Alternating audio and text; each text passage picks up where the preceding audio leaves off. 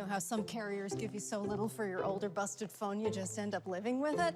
I don't think so. Verizon lets you trade in your broken phone for a shiny new one. You break it, we upgrade it. You dunk it, doggy bone it. Slam it, wham it, strawberry jam it. We upgrade it. Get a 5G phone on us with select plans. Every customer, current, new, or business. Because everyone deserves better. And with plans starting at just $35, better costs less than you think.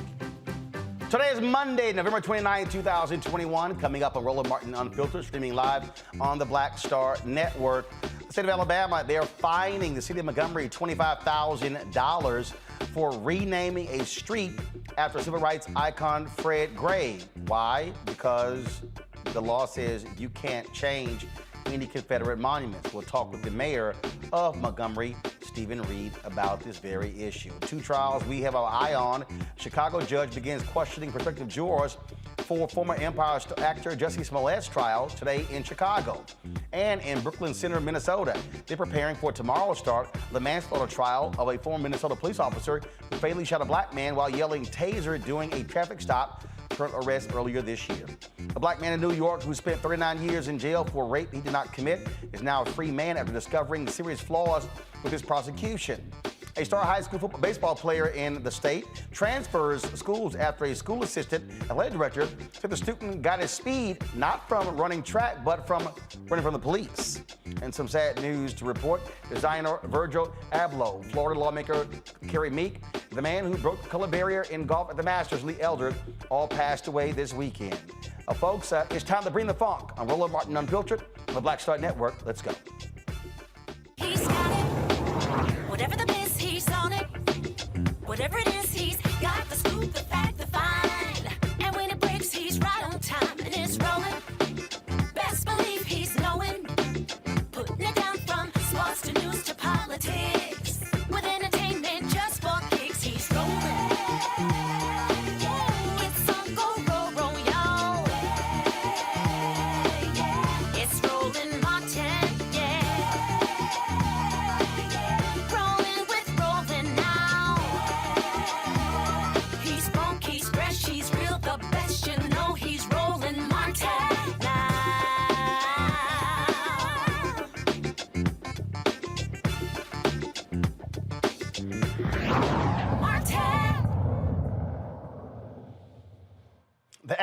the Alabama Attorney General's office says the city of Montgomery owes the state $25,000 for changing the name of a street that held the name of a Confederate president. In a letter to the city, the Alabama Attorney General's office said the city violated a 2017 state law protecting Confederate monuments and other long-standing memorials.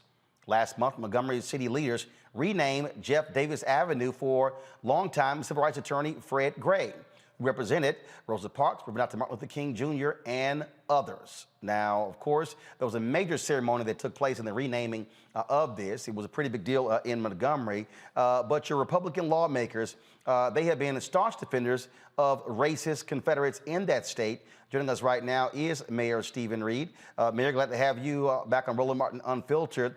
Same thing happened in Montgomery, where they find the city there when Mayor Randall Woodfin took down a major Confederate statue. What's quite interesting, Republicans love talking about local control, yet they don't want local control when it comes to what you do in your state, in your city, when it comes to Confederate monuments. Absolutely, Roland. Thanks so much for having me. You're exactly right. You know, the hypocrisy, once again, is being shown, I think, by the actions taken by the state in this case. Republicans like to speak about home rule. They like to speak about the power of local government, and they like to speak about why they don't like federal government overreach. But yet at the same time, you see them doing that from state legislatures all around this country when it comes to cities, in particular cities that are majority-minority cities. And this is one of those instances where we knew it was the right thing to do, to take down the name of Jeff Davis Avenue and rename it after attorney Fred D. Gray. And we're proud to do that. And, you know, no case or no fine is going to stop us from moving forward, because there are also other things that we have to reevaluate, whether it be the other names of other streets, parks, or other entities that are named after Confederate soldiers and leaders that just don't fit where we are right now as a city and should have never been honored in that way in the first place. Well, again, you know, this was a move by Republicans in that state. They have been staunch defenders of the Confederacy. I mean, Alabama still has a Jeff Davis holiday. And so what's interesting is that they want to tell these majority black cities what they can and cannot do.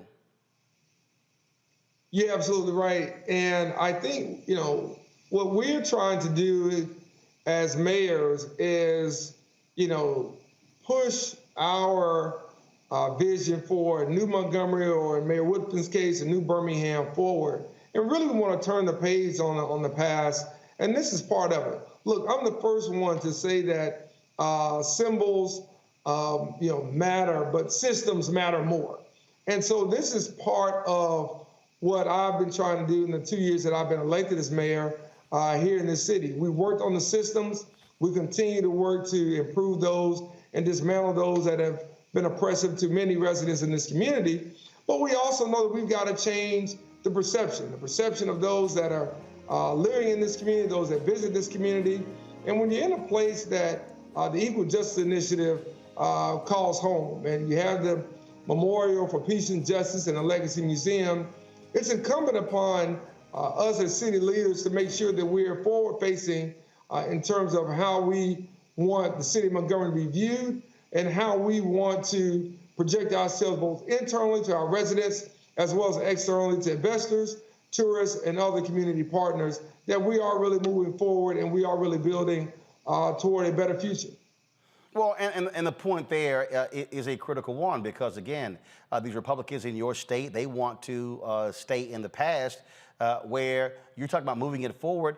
And why shouldn't the residents of the city decide who they're going to honor, as opposed to white Republicans in Alabama trying to honor these old racist white relics who lost? You know, listen, I think it's one of those cases where this was a reactionary measure that was taken after, you know, cities like New Orleans and others around the South in particular started taking down statues and started changing names in a reflection point of where we were as a nation.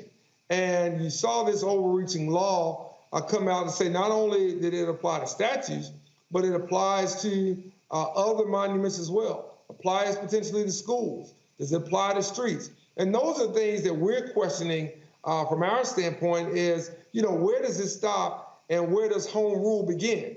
And that's what we can't quite figure out because the rules keep changing without legislatures really making laws like this on the fly, based on emotion, and not really based on the true concept of law as it should be applied to municipalities or to states themselves when it comes to issues such as this. So is it a one-time fine or is it a recurring fine? It is a one-time fine, but the concern here is, as I mentioned, we've got two high schools, one named after Robert E. Lee, one named after Jefferson Davis, where I graduated high school from, that are right now being reviewed by members of the community to have those names changed. So the question is, are they going to be fined as well? We also put together a street renaming committee made up of our longtime state archivist here, Dr. Ed Bridges and many others, Dr. Howard Robinson, the archivist at Alabama State University, to really look at the names of streets, parks, and other entities. And they've come up with suggestions that are at least more than 10 that also should be renamed. So the concern that we have is, if we're fined on this case, can we pay it? Yes, we've had donors from in the city, in the state, and out of state offer to pay the fine at no expense of taxpayer dollars or no expense of the taxpayer itself. However, the question is, if we're really going about correcting the record, as I like to call it, and we move forward, and I plan to do so, with changing the names of other streets and parks and other facilities, then those fines do start to pick up. Those fines do start to add up. And the question becomes, are we better off challenging what the state has done? Dr. King once said law and order exists for the purpose of establishing justice. And when they fail to do so, they become dangerously structured dams that prevent the social progress. And that's really what we have to think about from our end here at the city is, where do you start and where do you stop where this is concerned? Can we pay the $25,000? Yes. But I think the bigger issue is, do we need to make a statement as it relates to legislative overreach coming from conservative state legislatures and what they are doing, in particular as it relates to cities and urban communities, not only here in Alabama, but throughout the state and throughout this nation. But again, you've renamed it. They're going to fine you. They can't force you to return it back to Jeff Davis Avenue, correct? That is correct. Okay. All right, fine. Give them the damn money. All right, all right, fine. What else to take down? Okay. Mayor Steven Reed, we appreciate it. Thanks a lot. Hey, always good joining, Roland. Thanks so much. Keep up the great work. I appreciate it. Thank you so very much.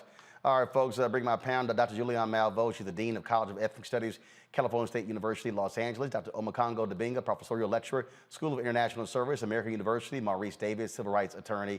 Glad to have all three of you here. Here's the deal, Julianne. All right, y'all want the money? All right, here it is. Fine. Take them racist ass symbols down. Hey, GoFundMe. This is easy to deal with. I know there are all kind of people all over the place who say, just get rid of this, mess. I applaud the mayor and I applaud their street renaming commission as well as what they're doing with the schools. There is no way that a Black child should go to a school that's named after any Jefferson Davis. It's just untenable. So this has been slow coming, but the energy of the Black Lives Matter movement, the energy that has been generated after the murder of George Floyd, all that energy is showing up now in terms of ways that we change things. And so I am just excited for Brother Mayor for, in some cases, leading this charge. And as he said, the Equal Justice Initiative is there. It's where we've been documenting lynchings, 5,000 of them. So how dare they think that the people who lynched deserve monuments? So the question, Maurice, you heard the mayor there, they should be challenging these laws. Can they? Do you have a case? Because again, the law they passed, it said that no changes can be made to Confederate monuments unless approved by the state. Absolutely. I think it's a violation of equal protection. There's definitely a case. They need to take it to the courts, challenge it under federal law, and get those laws overturned. For now, we'll raise the money, we'll pay, and if they want to fine, they want to issue a fine for renaming those schools, renaming those streets, then we'll pay the fines until the law is overturned. That's the way we'll have to handle it. It's exciting to see everyone. It's exciting to see all the young people getting involved, all of the activism, and the response over the past 2 years to all the injustice that we've incurred. And if they want to have these racist laws in place, we're going to challenge them, and they will be overturned once they get to the courts. I'll tell you, Omokongo, these Republican racists sure love their Confederate monuments. For the so-called party of Lincoln. Right, right. You know, I've never seen any other country in the world so intent on building monuments to losers and traitors. But this is what these guys are intent on doing. And we got to make sure that whenever the next MLK Day comes around, we shout every single one of them down who wants to throw out a Dr. King quote on their Twitter page or their Facebook page. And even when they're talking about all of this fake critical race theory debate, which is really an assault on critical thinking, they want to throw out Dr. King. Well, what about, you know, who said about content of character because they can never get the quotations right? But what about the people like attorney who defended him? Right? Who are out there fighting for him. You got to honor him as much as you got to honor any of these other people out there, because what we saw in the civil rights movement, it was activists, artists, lawyers, everybody coming together, and we're seeing it again happen right now. And I was so happy to hear that people had volunteered to pay those fines, because they're trying to hit us from all of these different directions. But the fact of the matter is, when we come together like this, they can't stop it. Well, it's just so amazing. Again, as I said, here, the party of Lincoln, love and defending their Confederate signs. All right, folks, we got to go to break. We come back. We're going to talk about several different issues. First and foremost, 2 major trials beginning, one in Chicago, one in Minnesota. Also, a recap of the Bayou Classic this weekend. Southern University and Grambling State will show you some of the festivities there as well. In addition, a black man who served prison time for rape he did not commit. Now he's been fully exonerated. And a woman wrote a book. And it's a movie being done about her story. Now, one of the actors is dropping out of it as a result of that exoneration. We'll tell you all about that on Roland Martin Unfiltered right here on the Black Star Network.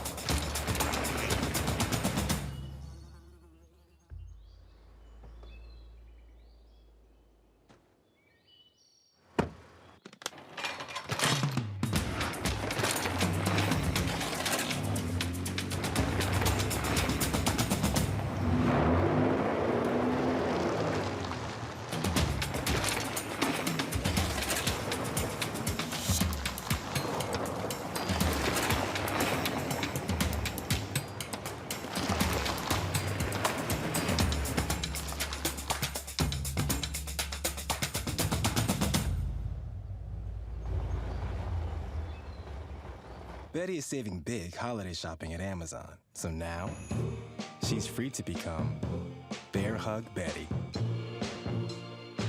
Settle in, kids. You'll be there a while. Ooh, where you?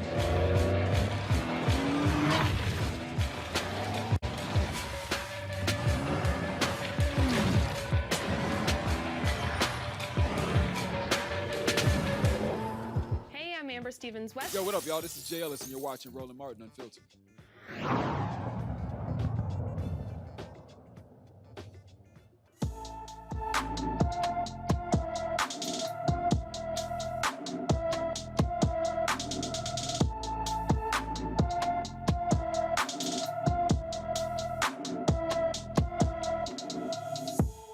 Kyasia Renee Hampton has been missing since October 2nd, 2021. The 16-year-old was last seen in Oakland, California. She stands approximately 5 foot 2 inches tall, weighs about 120 pounds, with black hair and brown eyes. Kaisha was last seen wearing a black hooded sweatshirt and blue jeans. If you have any information regarding Kaisha Renee Hampton, please call the Oakland Police Department at 510-238-3641, 510-238-3641. Today in Chicago, jury selection has started in the trial of actor Jussie Smollett.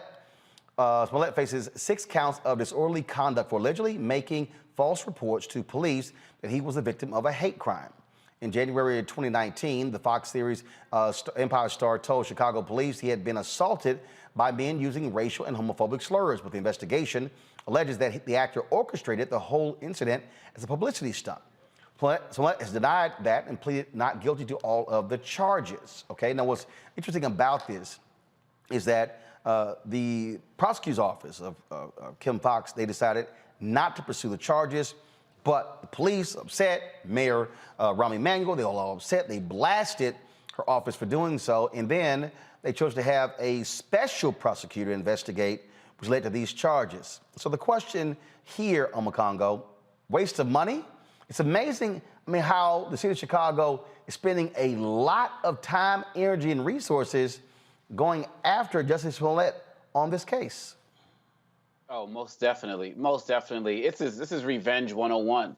And they can't stand the fact that, they felt like they were, played on different levels. But look, at the end of the day, there are so many other things that need to be worried about in that city right now. And so what are they really trying to do right here, right? Because I feel like what they're trying to do is they're trying to make an example out of him. They're trying to crush him for everything that he has. I appreciate the fact that, that the family is standing strong with him. Because look, whether he lied or not and so on and so forth, really at the end of the day, there's so much going on in that city right now, but they are working hard to make an example out of him. And it's really just unnecessary right now.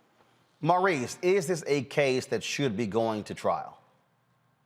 Well, we have a few non-serious minor misdemeanors that Mr. Smollett is charged with. Understand the city wants their revenge. They expended a lot of resources investigating what they consider to be his false claims, but it's not as serious as they're making out to be. It seems like Kim Foxx, she offered him a version of a diversion program that she has where he would pay a fine, agree to forfeit the $10,000 that he had posted, and the charge will be dismissed. That's something that I get my clients in all the time. We do that here in Detroit. Prosecutors they'll offer a diversion program where the case is dismissed at the end. There's no probation. There's nothing. Essentially, stay out of trouble for a certain period of time, and the case goes away. Doesn't seem like the officials like that. So they want to come after Mr. Smollett, and it's not that serious. The city of Chicago has a lot more serious things that they should be worried about other than prosecuting and taking this case to jury. What do you make of this trial, Julian? First of all, I think that the Omakongo had it exactly right when he said revenge 101. Rahm Emanuel, who cannot stand black people, who's been clear that he cannot stand black people, went on a vent about this. Kim Foxx, as the brother said earlier, she did what was reasonable to do. Diversion, fine. This is in the weeds. It's not a big thing. But it's going to be a big thing because they're going through all the expense of a jury trial. They're impaneling jurors. They're taking up people's time and blah. And furthermore, although I remember, Roland, when this first happened and we were on the program and, I think you had one of the little conservatives running around saying this was all a farce. And, of course, the others of us said this could have happened. And it's still, while it might not have happened the way that Smollett laid it down, these brothers do not have clean hands. So if he is being prosecuted and you want to do a full prosecution, prosecute them too. And unless you're willing to do that, I think the sort of diversion thing was the right thing to do. It wasn't a perfect situation. It's still not a perfect situation. This should not be going to trial. They should not be spending a week earlier to, this is hundreds of thousands of dollars of people's time, effort, energy. Give me a break. All right, folks, let's talk about a real trial. Jury selection is set to begin tomorrow for the former white Minneapolis police officer, Kim Potter, who shot Dante Wright during a traffic stop in April. Potter faces first and second degree manslaughter charges for the shooting. Of course, the prosecutors will not have to prove Potter intended to kill Wright, but that she acted recklessly and her mishandling of the firearm led to his death. Maurice, this, of course, got lots of attention. And this, of course, a case that follows the George Floyd case last year, where Derek Chauvin was found guilty. You had the body cam video here as well. You have cops who say, look, this should not be prosecuted because it was a mistake. Yeah, but a mistake leads to a man being killed. And I'm not so sure it was a mistake. Mm-hmm. Explain. A taser, what did you say, Roland? Explain. A taser weighs a lot less than a firearm. It's approximately 4 times the weight of a taser. You pull it from a different part of your body. And any trained officer knows when they're pulling their firearm. She's been on the force for years. She pulled out this firearm. She's holding it. She's yelling, taser, taser, taser. And then she fires the firearm. She knew exactly what she's doing. And I think they should have charged her with intentional homicide. I think the charge, as charged, first-degree manslaughter and second-degree manslaughter, I think it's going to be easily provable. And I don't see any way that she can walk away without being convicted of this. Julian. Oliver Grant, Oscar Grant, was killed by Mr. Meserly, a police officer. The same thing. He said he thought he went for his taser, but he killed him with his gun. There are strict protocols around tasers and guns. One is on one side of your body, one is on the other side of your body. As the brother said earlier, they weigh a different amount. This is not a mistake. This is stupidity combined with malice. And that's what this woman needs to be convicted of. She said it herself when she said, I'm going to jail. Well, you know what, girlfriend? I hope you prophesied correctly, because she understood how wrong she was. And I don't know what that was about. Was she attempting to intimidate him with a gun? What was she doing? But it was wrong. And we have to stop these constant massacres of Black people by these ignorant, malicious, white police officers who think they can do whatever they want to. I'm a Congo. Man, I'm nervous about this one, to be quite honest, because as the story became more well known to us, I've heard stories about officers who have intentionally shouted out taser when they were going for their gun because they knew that they were being recorded. And so part of me wonders if that's intentional. I'm wondering about her getting on the stand and crying in those tears. You know, they worked for Rittenhouse. They didn't work for the McMichaels. We understand that. But, you know, white female tears, I mean, that can be a whole thing. And she definitely has demonstrated, you know, a certain level of remorse that we never saw from somebody like a Derek Chauvin. And so those types of things, I know we got Keith Ellis in there in Minnesota and everything, but those types of things make me weary about where this case is going to go, even though the facts seem to be very clear about what happened. And yes, you make mistakes and you got to pay for your errors. And she should have to pay as well. Again, it is a interesting case that we'll be watching. Again, it begins tomorrow in Minneapolis. All right, folks. Now this story is quite interesting. He spent 39 years in prison for a crime he didn't commit. Now the man accused of raping Lovely Bones, author of Alice Sebold, has been exonerated. A New York judge cleared Anthony Broadwater of raping Sebold when she was a student at Syracuse University. Here's what happened during and after Broadwater's hearing. Sully these proceedings by saying, I'm sorry, that doesn't cut it. This should never have happened. And I will say to Mr. Broadwater that I assure him that it will never happen again, that we will never let junk science into a courtroom in this county. I think, as Mr. Fitzpatrick has pointed out, Mr. Broadwater cannot get those 16 years back. But based upon my review of the motions and the representations of counsel, this court grants the defendant's motion. They take his conviction, and the indictment is hereby dismissed. Thank you, Judge. That concludes the proceeding. Thank you, Your Honor. Thank you, Judge. I couldn't help but cry. The relief that a district attorney of that magnitude would side with me concerning this case, it's so profound. I did everything I could do to always show people that, hey, I'm never that type of guy. I never could be that type of guy. A lot of doors been slammed in my face for jobs. She wanted children. I wouldn't bring children in the world because of this. And now we're past the age we can't have children. Ruined his life. His life has been ruined over this, you know, not just incarceration, but wrongfully being labeled a sex offender. These are things that he will never get back. So she wrote this book, and it was being made into a movie that is actually in the works on Netflix. But here's what's interesting here. It was actually the movie, Julian, that led to all of this.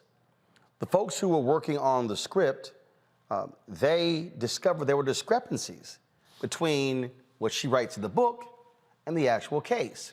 One of the writers then hires a private eye to check the stuff out. Well, all of a sudden, first of all, the man had been in jail for 16 years. But all of a sudden, they found out that something was awry. They then reach out to him to pass it on. He then actually hires an attorney.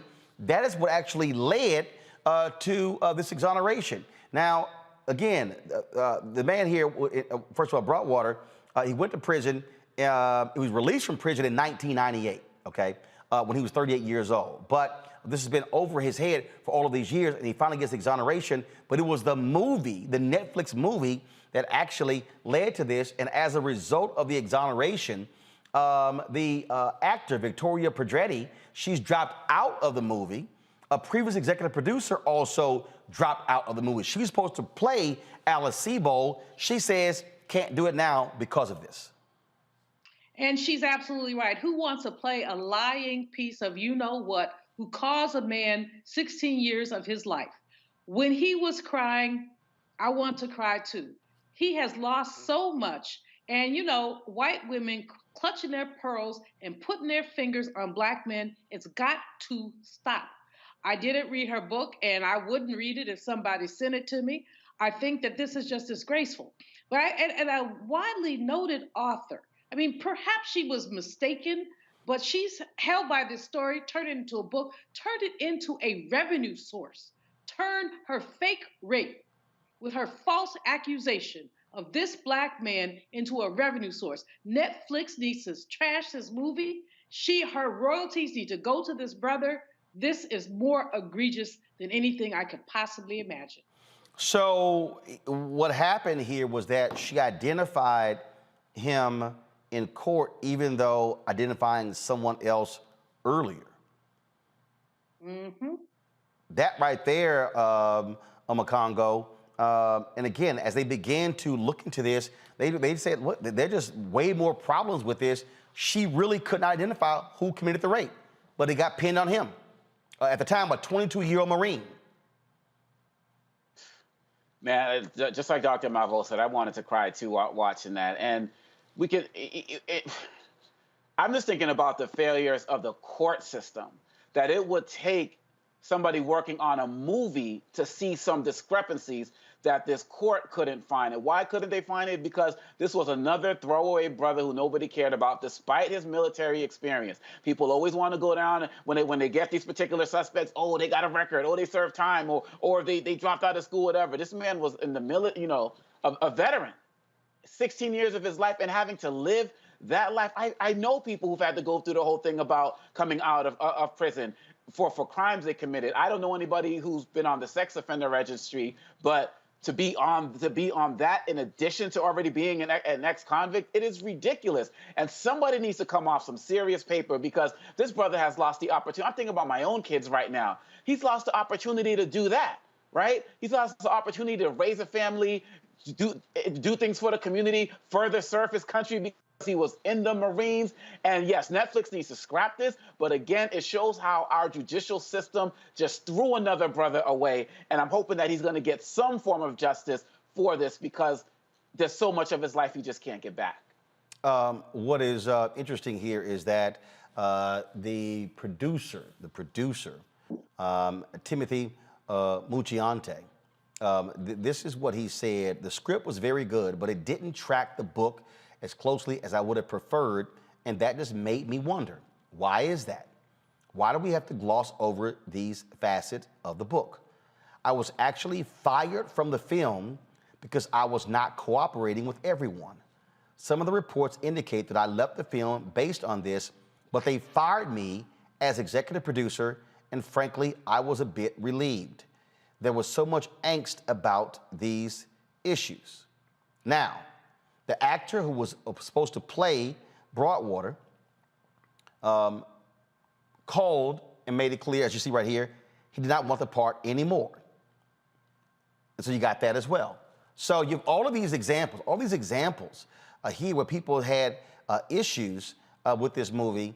Again, and it was Mucciante who hired a PI to look into this, and that is what got the ball rolling to free this man from prison. That, to me, is absolutely surprising. It is shocking, and it's just stunning again, Maurice, that whenever these cases come up, 9.9 out of 10 times, it's a brother who's the one who's having to serve time in prison for something he didn't commit. Exactly. It's sad how easily our system convicts Black men. We have a white woman cries, says something happened to me, and we're automatically considered guilty. But the important thing that the country has been doing is we've been getting progressive prosecutors elected from all over the country. They're starting to review some of these old cases. They're trying to correct some of the mistakes.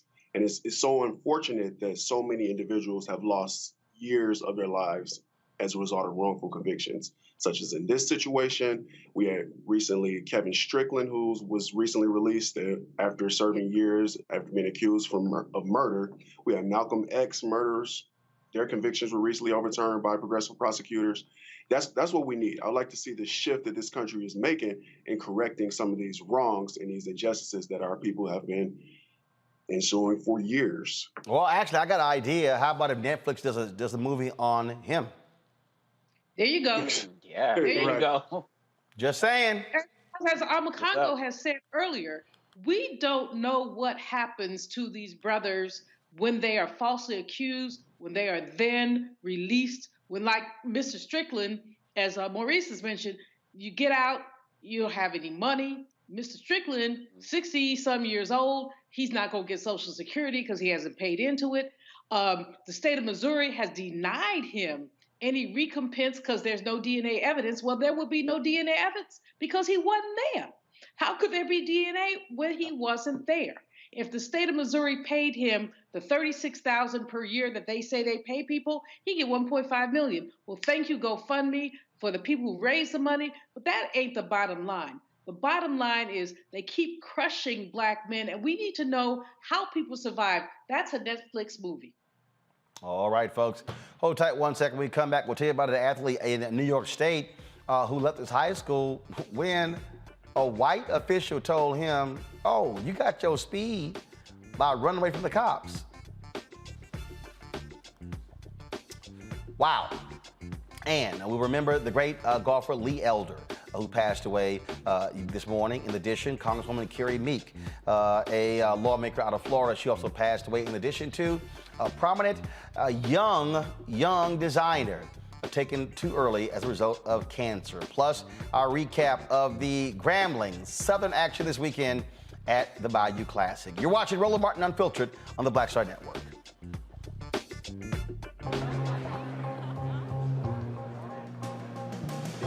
Are the stars out tonight?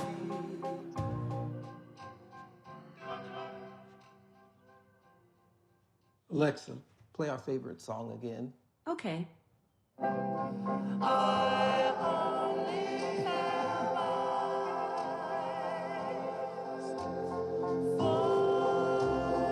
you.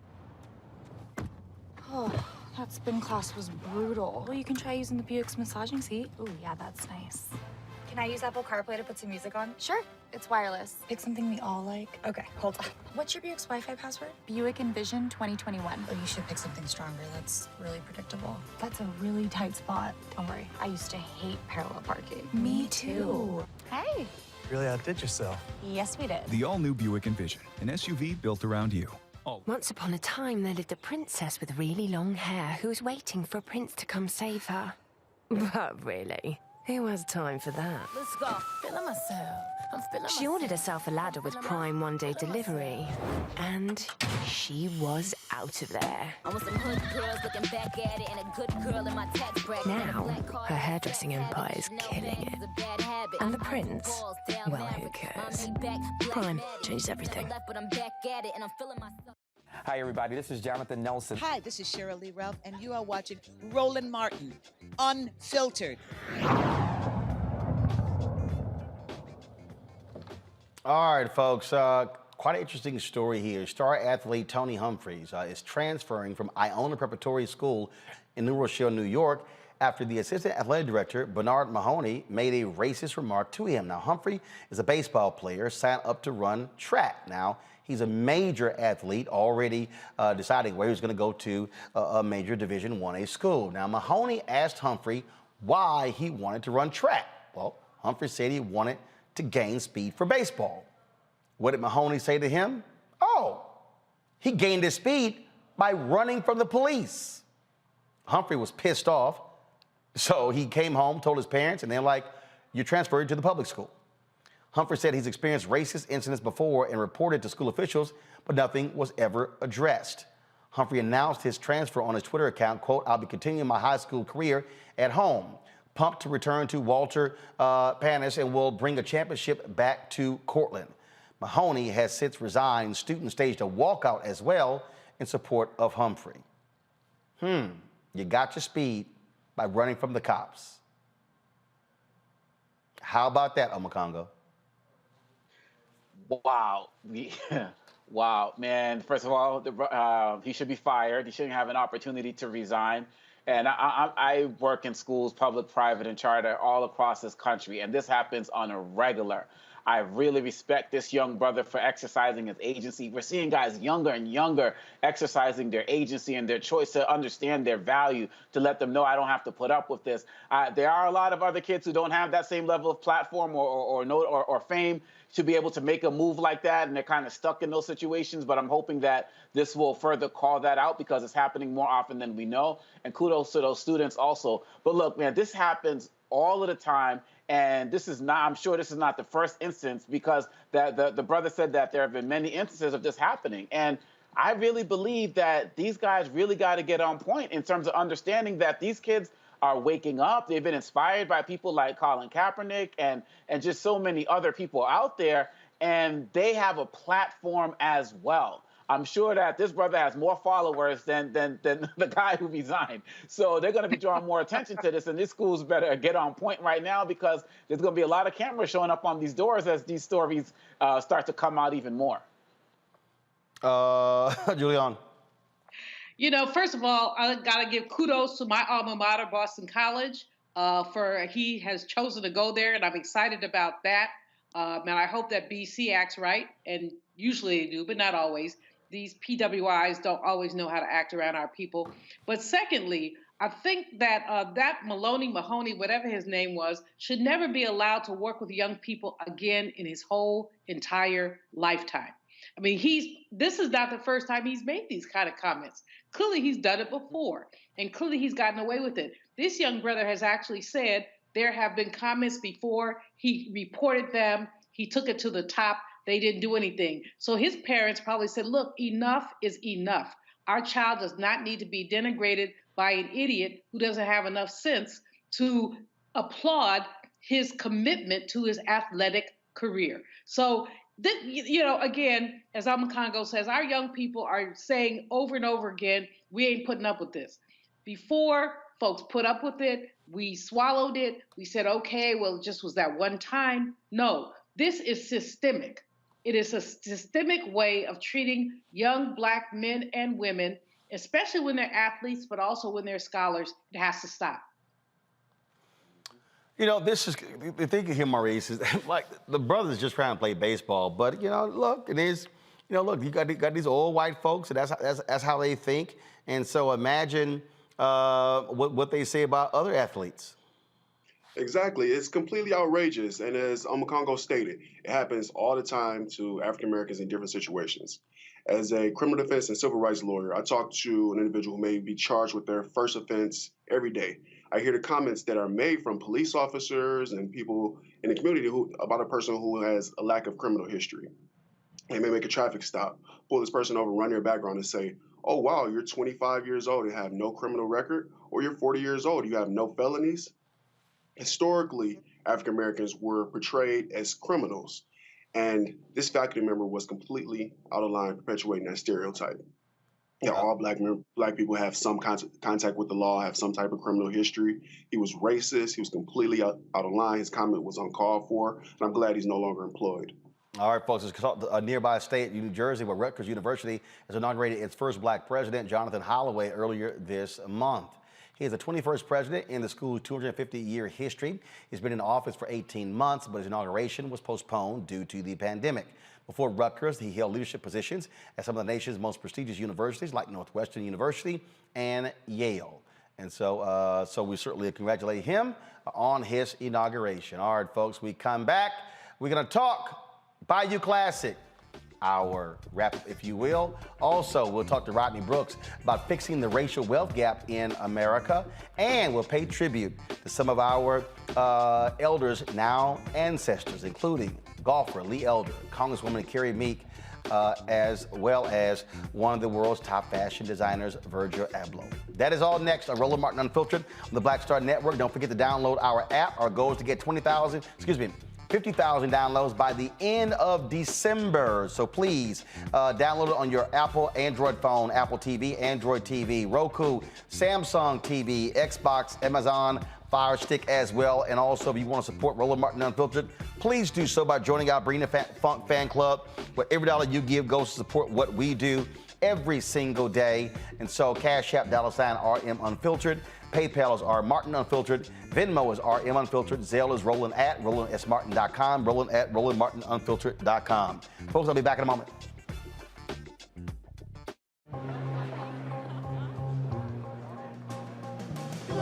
Are the stars out tonight?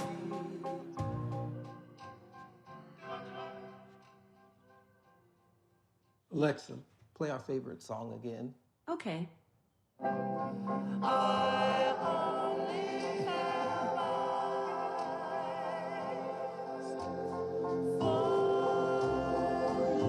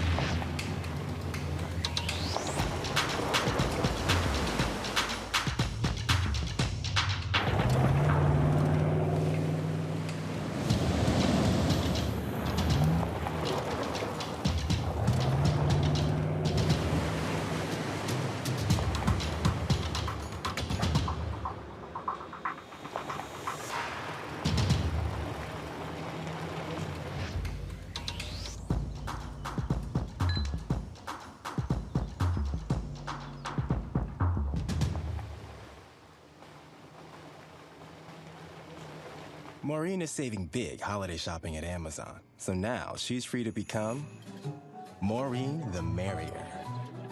Food is her love language, and she really loves her grandson. Like, really loves. Hey, I'm Donnie Simpson. What's up? I'm Lance Gross, and you're watching Roland Martin Unfiltered.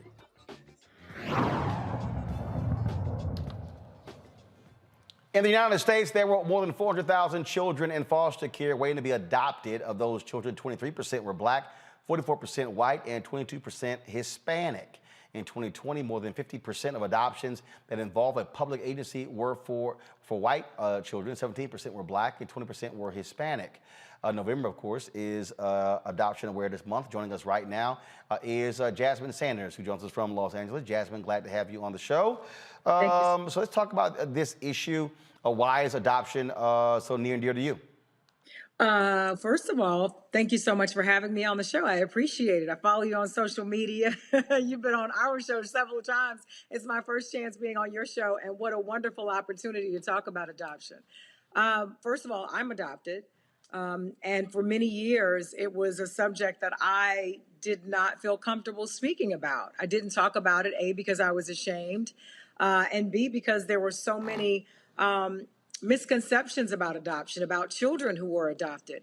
And I said once I got a big enough platform, I would use every opportunity that I had to try my best to dispel those notions and convince people that, you know, children who are in need of families, there's no need to be afraid of them, that we need love like anybody else. And so every opportunity that I get, even outside of November, I talk about adoption and I try to spread as much information, true information, as I can.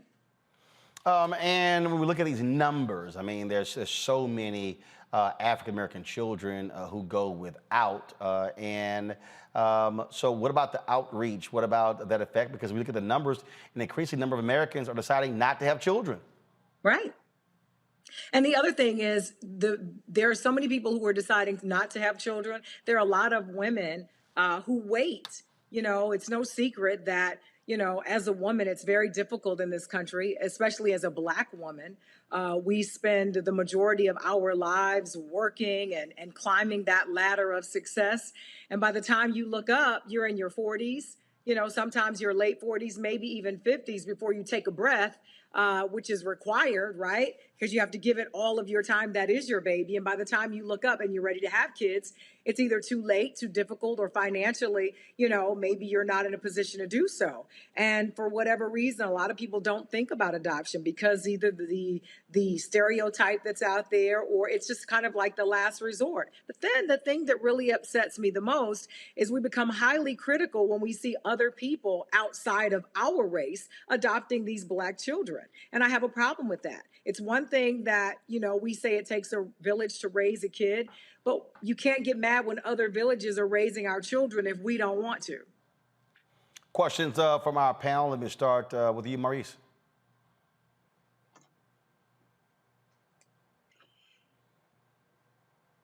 Maurice? Oh, yes. Sorry, Roland. Question for Jasmine? Yeah, Jasmine, so how long have you been in this business? I've been in, you mean in radio? Yes. Probably 30 plus years. Okay. And how did you first get involved with adoption? Well, as soon as I got into radio, because I found out very early on that I was adopted. I found out when I was about maybe 11 or 12. My parents did not, I call them my forever family. They did not tell me I was adopted. I found out I was adopted. And as soon as I got into a position, as soon as I graduated college, I got a job in radio. And I immediately started working with the local foster care agency there in Nashville. And every city that I've worked in, every community that I've been in, I've tried my best to do some sort of event or get involved locally, working with agencies that deal with foster kids, or even people who are actually trying to adopt kids, or even people who've been adopted and are trying to find their biological families. Yeah, I think that's great. Yeah, my mom, she actually had foster children in our home when we were growing up. We had approximately about 10 or so foster children. She would take them in when they were having problems with their family. Oh, wow. Kudos to your mom. That's awesome. Yeah. That's awesome. Yeah. So you understand that, well, you know, they're just children. They need love too. Yeah, absolutely. Absolutely. Question from Omakongo. First of all, Ms. Sanders, thank you for all of the incredible work that you've been doing over these years. I have a little bit of a concern about older kids in the foster system. You know, we hear all of these terrible stories, and the question I have for you is, for those of us who may not be adopting but have a passion for these older kids who are in the system. Are there ways that we can network with, support, become mentors? Are there programs out there that allow people to have that type of engagement with them? There absolutely are. All you have to do is Google. It's readily available at your fingertips. And the thing is, if you really just take a moment and consider how awful it must be to know that either your mother left you or you were removed from the home of the only family you've ever known. You've been placed in a system where they care very little about you. There's no one there to care for you, to listen to any problems that you may have. Everything that you own is in a trash bag. So by all accounts, everything around you says that you mean nothing. You are nothing. Society is not paying any attention to you. One time out of the year, you have 30 days that is dedicated to, hopefully, whether it's the media, TV, some kind of campaign that's bigger than, because this is also Pet Adoption Awareness Month. So you are also in competition with dogs and cats. So that's what you're up against. So can you imagine what you're dealing with as a young person? Maybe you're 12, 14, 15 years old. What kind of adult do you think you would be? So my thing is, when you're thinking about these young kids who are in these organizations, give of your time. Sometimes all they need is just to hear someone cares about them, that someone is concerned about their well-being, that you care about their heart is broken. You care that they don't feel as if they are worthy of someone listening to what a terrible day they had. We already know how it is as adults in this world. It's hard out here. And so we have family, we have friends, we have Facebook, Instagram, we have all of these things at our fingertips. Imagine having nothing. Julian. Yeah. Thank you. First of all, Jasmine, thank you for sharing your story and for putting a face onto the adoption issue, which I think is really important. But secondly, I want to raise a question. You talked about transracial adoption. You didn't call it that. You said we get mad when other people adopt our kids. But my experience in the foster care system has been that there's enormous racism. That first of all, some children are taken from their homes when they don't need to be. When you have some artificial rule that says you have to have one bedroom per child. I would just spend Thanksgiving at the house I grew up in. I'd look around there and say, how did my mother raise 5 kids in this itty bitty house? And one bathroom, and we figured it out. But the second thing is when Black folks who have limited resources want to go to adopt, they also often have challenges. And I have at least 2 sister friends who've tried to adopt. They got to that age, as you said, you get to be about 50. You didn't have the kid. Now you want one. But if you don't have the money or the partner or this, you can't get one. So while I agree with you, any port in a storm for a child is important. But what can we do with the foster care system to eradicate some of the racism there that makes it more difficult for Black folks to adopt our own? I agree 1000%. But I think, first of all, what we have to do is acknowledge that there is a problem. I think the biggest issue that I have is 30 days is not enough. 30 days is all that we allocate towards a system that we already know is completely broken. Not only the system itself, but the infrastructure in itself that doesn't really even support the system that's there. When you consider the archaic way that it is set up, and you're absolutely right. When you go to adopt, all you want to do is give the kid love. And they make it almost impossible, insurmountable, the types of hoops you have to jump through. But my thing is, why are we not speaking out enough about this? Instead, the majority of the time, you would not imagine the number of battles that I have to fight with people just in a conversation about kids who are in the system. And I'm like, why are we fighting amongst ourselves, talking about these children, perpetuating the stereotypes about these children who really need love? So I think, first of all, it's acknowledging the problem and really sounding the alarm on a much larger scale. It has to be more than just a few of us who are fighting this battle. But if you think about it, in the midst of, the economic issue that we're up against, the social injustice in this country, there are so many other battles that we're fighting that unfortunately foster care falls so far down that it's nowhere near on even anybody's radar. When I go and talk to people, it's the last thing people want to talk about. Even during Foster Care Awareness Month, I get really emotional about it because I'm just grateful, Roland, that you would even give me this platform. It's hard to even get people to even give a moment's time to talk about this. And I know when December rolls in, all we'll be talking about is Christmas trees and Christmas gifts and 2022. And there will still be children waiting to be adopted, going into another year of wanting someone to love them, wanting a family, and still fighting these stereotypes and this broken system that's in place. So you're right. You know, how do we get people who are in position to really care to talk about this so we can take it to a higher level so that we can change the infrastructure that is so incredibly broken?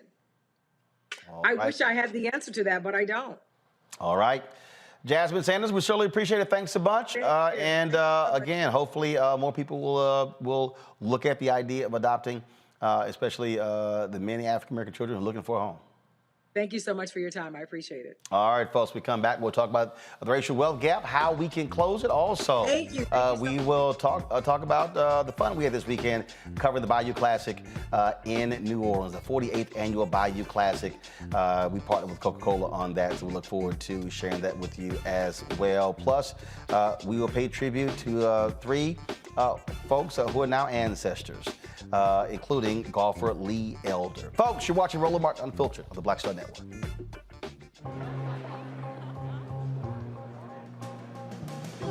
Are the stars out tonight?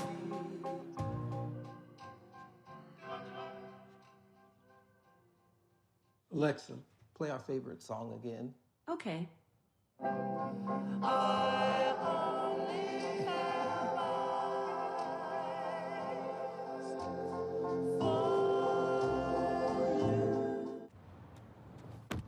Oh, that spin class was brutal. Well, you can try using the Buick's massaging seat. Ooh, yeah, that's nice. Can I use Apple CarPlay to put some music on? Sure. It's wireless. Pick something we all like. Okay, hold on. What's your Buick's Wi-Fi password? Buick Envision 2021. Oh, you should pick something stronger. That's really predictable. That's a really tight spot. Don't worry. I used to hate parallel parking. Me too. Hey. Really outdid yourself. Yes, we did. The all-new Buick Envision, an SUV built around you. All of you. Once upon a time, there lived a princess with really long hair who was waiting for a prince to come save her. But really, who has time for that? Let's go. Feeling myself. I'm feeling She ordered herself a ladder with Prime one-day delivery, and she was out of there. I want some hood girls looking back at it and a good girl in my tax bracket. Now, her hairdressing empire is killing it. And the prince? Well, who cares? Prime changes everything. Hi, I'm Vivian Green. Hey everybody, this is your man Fred Hammond, and you're watching Roland Martin, my man, Unfiltered.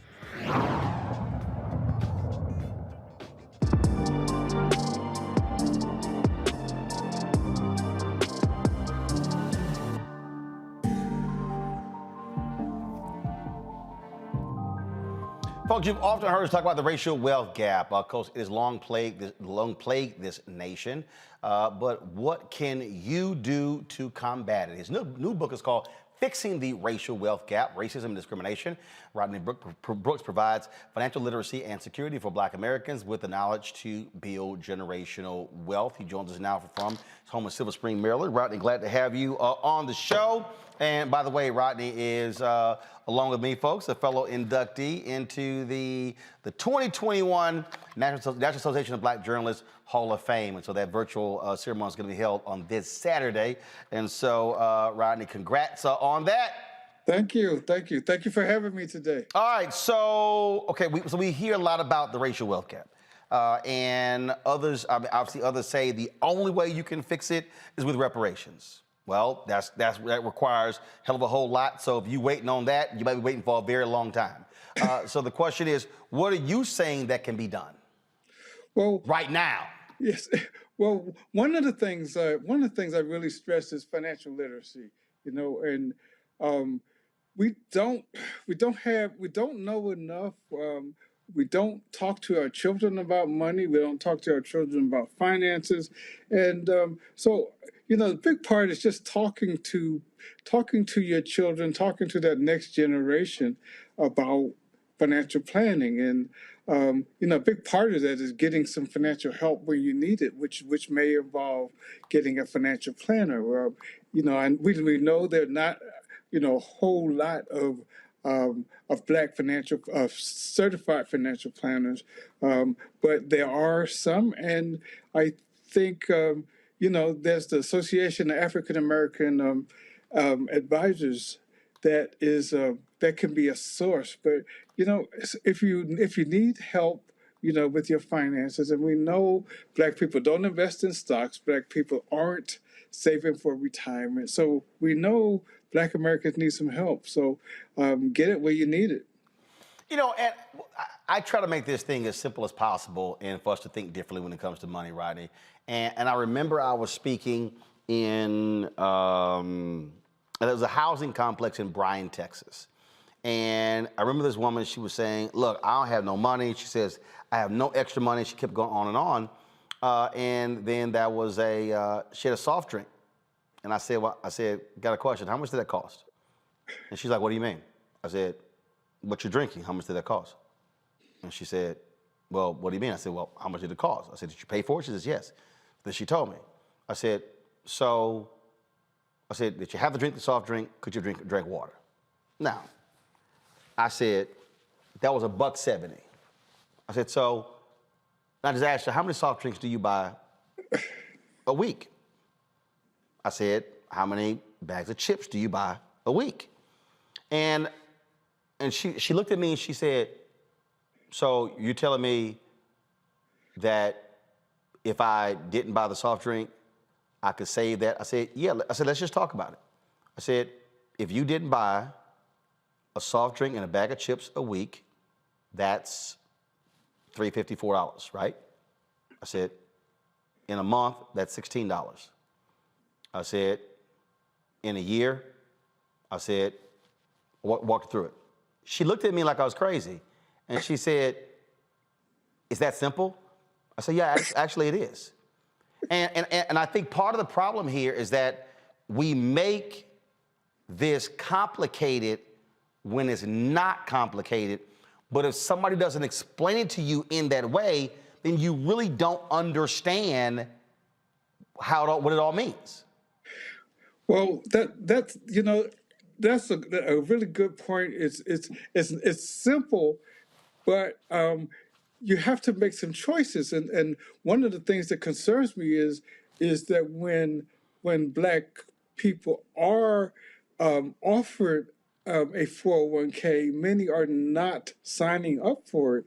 And that's what they call free money when your employer matches up to 4%. Because the person how they may be thinking, I can't afford to sign up for that 401k because I need all of that money to pay my bills. Mm-hmm.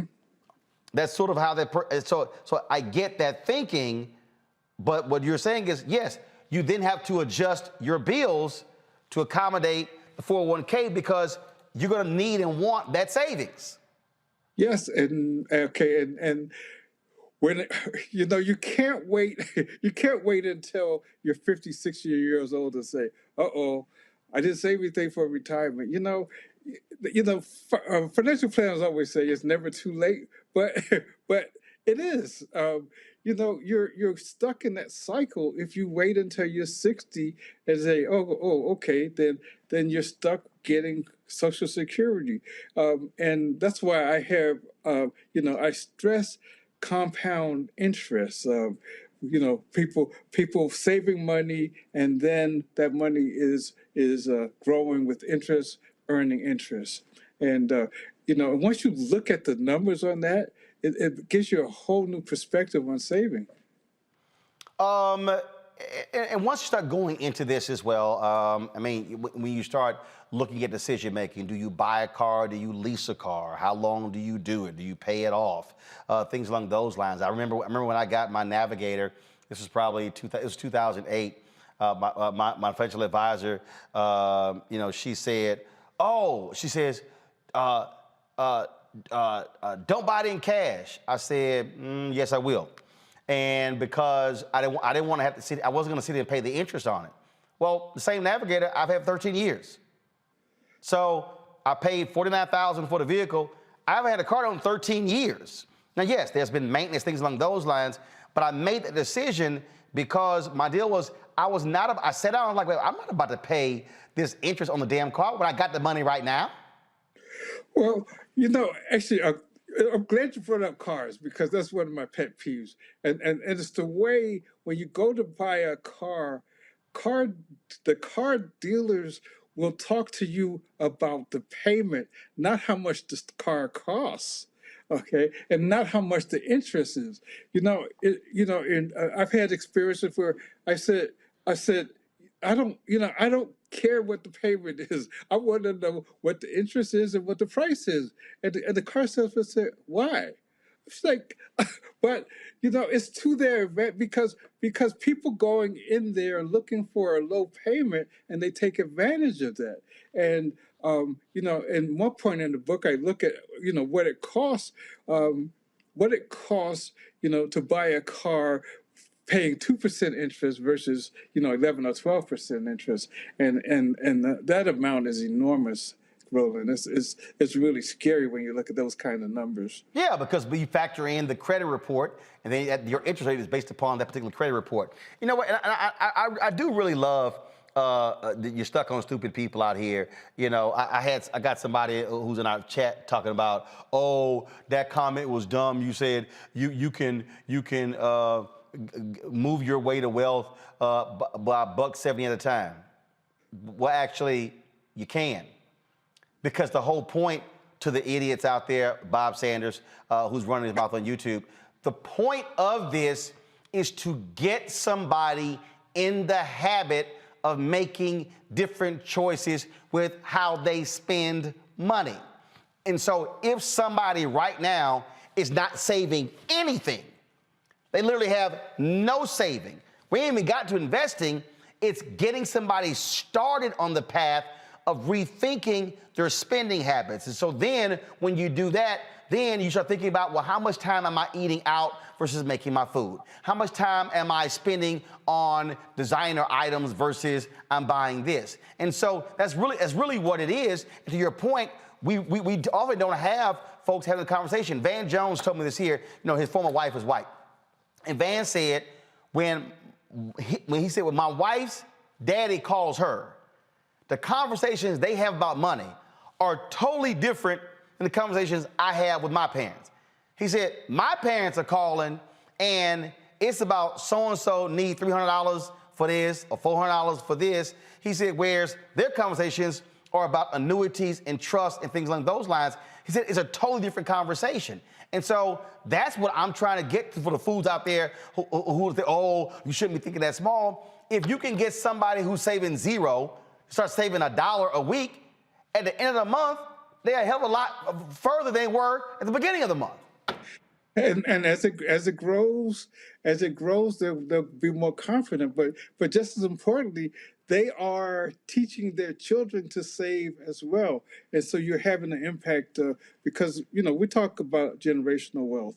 And Black people don't talk about money. It's almost like it's a taboo subject. And it's so important because, just the conversation you just had about what the difference is between the white family and the Black family. We need to talk about money. We need to tell our children. We need to stop being scared to tell our children how much money we earn, and we need to learn about financial literacy so we can teach. So we should learn alongside our kids about saving and investing. Now you were the deputy managing editor of the USA Today Money section. How did you learn? Did you have a family teaching that, or did you acquire that knowledge as an adult? I acquired that knowledge as an adult, and I tried to pass it on to my children. And I can't blame my parents. They did, it's not something that they knew, but it's something that I knew, so I knew I had to pass it on to my children. So I started by gifting them stock, Roland, and first thing they did was sell it, but at least they knew about stock. And I still I still talk, talk to each one of them about 401ks. So we have those financial conversations. I have 3 children, and I talk to all of them about the first thing they do when they get a new job is I say, "Did you sign up for the 401k?" And that's the kind of conversations we as Black families need to have. Absolutely. I'm going to go to my panelist, Julianne Malveaux, who's an economist. She's been shaking her head frequently. Julianne, go right ahead. Your question or comment for Rodney Brooks. Well, first of all, Rodney, thank you for the book. I think it's really important, and congratulations. Thank I think you made so many points that were, I was shaking my head. At some point, I was laughing because the lack of knowledge in our community is massive. But it's not, we can't blame anybody from the past. We have to look at it from a contemporary standpoint in terms, like you said, why don't you take the 401k? If someone's going to match you, it's serious free money. If you put 1%, 2%, 5%, it's really free money. And there's so many other things to say. But I want to talk to you about another issue because Roland opened the conversation by saying, don't wait for reparations. Now, I am a member of NARC, the National African American Reparations Commission, and those who know me know I'm very passionate about the issue of reparations. I ain't waiting for them, but I'm going to fight for them. So no, I'm talking about the people who are waiting. Ain't nobody waiting. Yes, they don't. Yes, they are. Yes, they are. Julianne, yes, they are. There are people who right now are not even thinking about saving or investing because they're waiting on reparations. And what I'm saying is, if you're going to do it, do both. But stop waiting. Just like there are a lot of Black people who grew up, man, I can't wait till my ship come in. Do you even live near water? Your ship ain't coming. I know, I'm sick. You know what I'm talking about. It's a whole bunch. You know all the phrases. There are a lot of people in our community who are waiting on other things to happen. Man, if I hit that lottery, you're not. So stop spending $100 a month on them lottery tickets. The issue is both and. We both have to struggle for economic justice and we have to be financially responsible. And that's the kind of conversation we need to have about both and. Rodney, take a minute to talk a bit more about the credit score, because I think a lot of people don't understand when you don't pay your bills, those chickens will come home to roost, to use a metaphor, Roland. But if you don't, what's the difference between having a 750 and a 650 credit score? Well, a lot of people don't understand what goes into a credit score, and so the difference between getting that 2% interest, when you buy a car and 8 or 10% is the difference between that 720 and that 600 credit score. And in my book I have the chart, but it has it includes history, but 35% is your payment history, 30% is based on your outstanding debt, and 15% is the length of your credit history.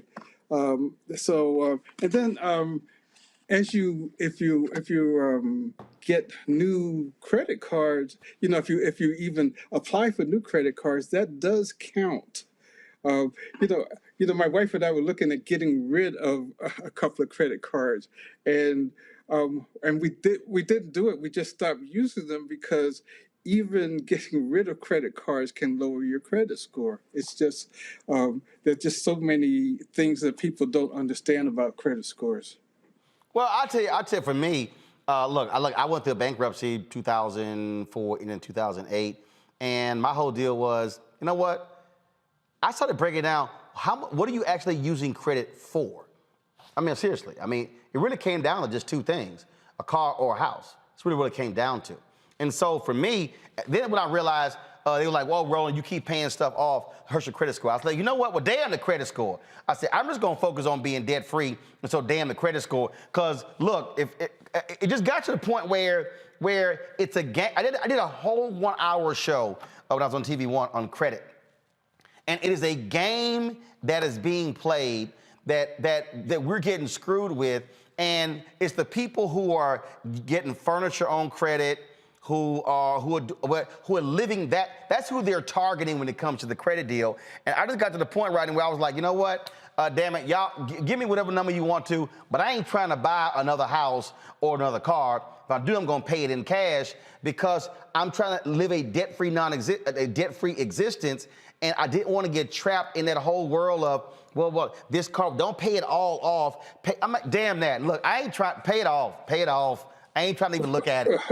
Well, you know, one thing I think a lot of people don't realize is that part of your credit score depends on how much of your available credit you're using. So when you max out your credit card, you're basically damaging your credit score. Well, I got you on that one. All right, I'm gonna Congo. Your question for Rodney. First of all, thank you.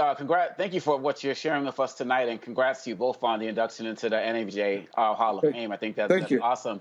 Thank you. Yes. My question is for I live in Southeast DC, and for those of you who watching and don't know, it's one of the underserved communities here in Washington DC, like many across the country.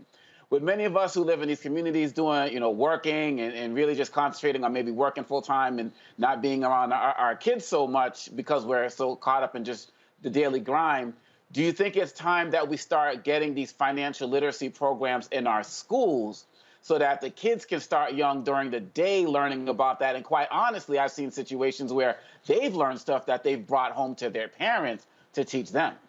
Oh, yes, I think that's critical. So, more and more states are actually mandating financial literacy in high school.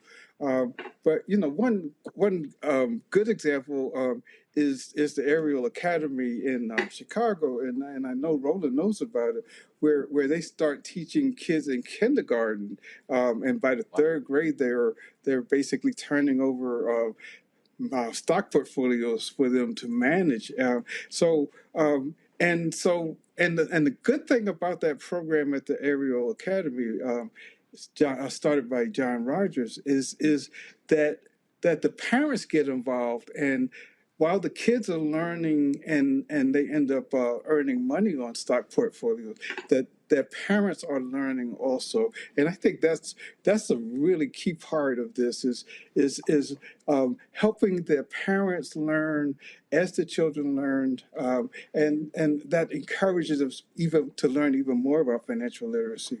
I think it should be mandatory in every public school. Maurice?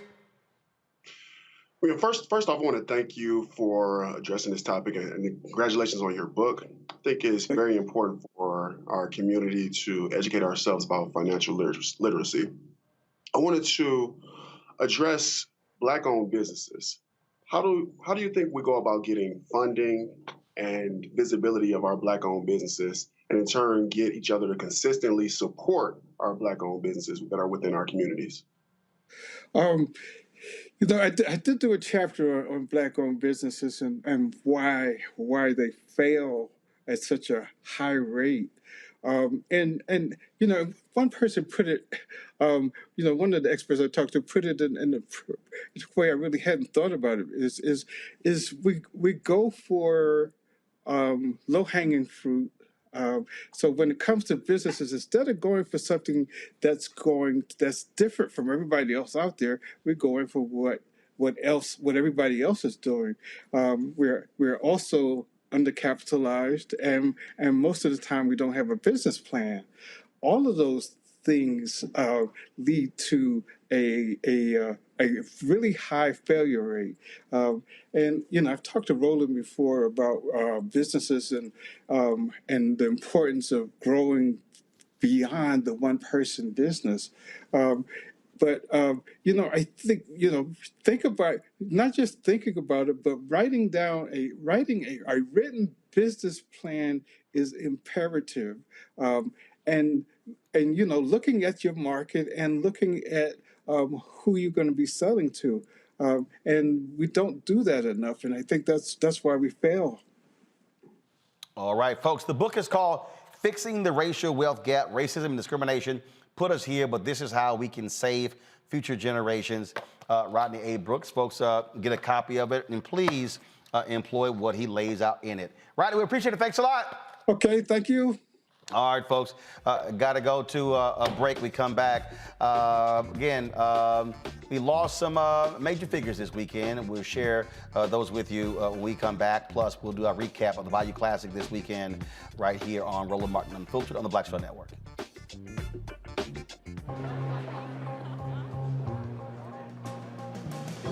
Are the stars out tonight?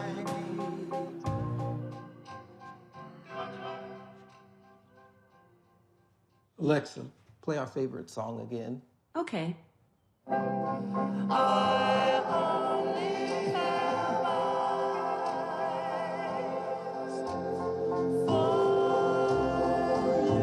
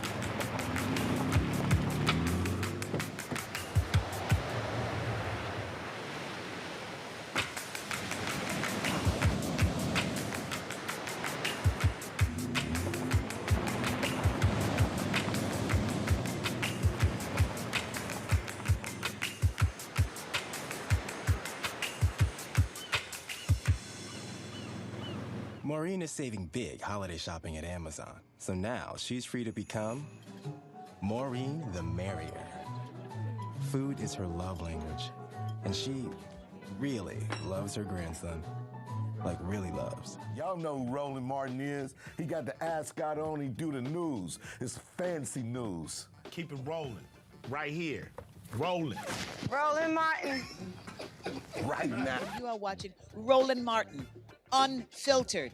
I mean, could it be any other way? Really? It's Roland Martin.